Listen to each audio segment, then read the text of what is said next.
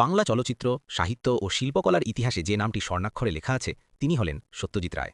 তিনি শুধু একজন পরিচালক নন, তিনি ছিলেন একজন পূর্ণাঙ্গ শিল্পী, চলচ্চিত্র নির্মাতা, লেখক, চিত্রকর, সঙ্গীতকার এবং চিন্তাবিদ।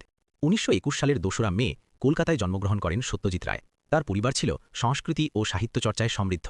তার পিতা সুকুমার রায় ছিলেন বাংলা সাহিত্যের এক অনন্য প্রতিভা এবং দাদা উপেন্দ্রকিশোর রায়চৌধুরী ছিলেন লেখক ও প্রকাশক।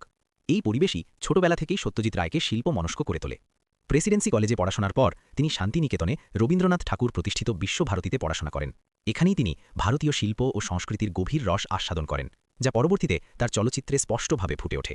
১৯৫৫ সালে মুক্তি পায় তার প্রথম চলচ্চিত্র পথের পাঁচালী। এই ছবি শুধু ভারত নয়, গোটা বিশ্বের চলচ্চিত্রপ্রেমীদের মন জয় করে নেয়। গ্রাম বাংলার সাধারণ মানুষের জীবন সংগ্রাম, অনুভূতি ও মানবিকতা এত সুন্দরভাবে তুলে ধরা হয়েছিল যে এটি আন্তর্জাতিক মঞ্চে ভারতীয় সিনেমাকে নতুন পরিচয় দেয়। অপরাজিত, অপুর সংসার, জলসাঘর, চারুলতা, জয় বাবা ফেলুনাথ, সোনার কেল্লা, হীরক রাজা দেশে প্রতিটি চলচ্চিত্রই আজও দর্শকের মনে গভীর ছাপ ফেলে। তার সৃষ্টি করা ফেলুদা, প্রফেসর শঙ্কুর মতো চরিত্র আজও পাঠক ও দর্শকের কাছে ভীষণ জনপ্রিয়।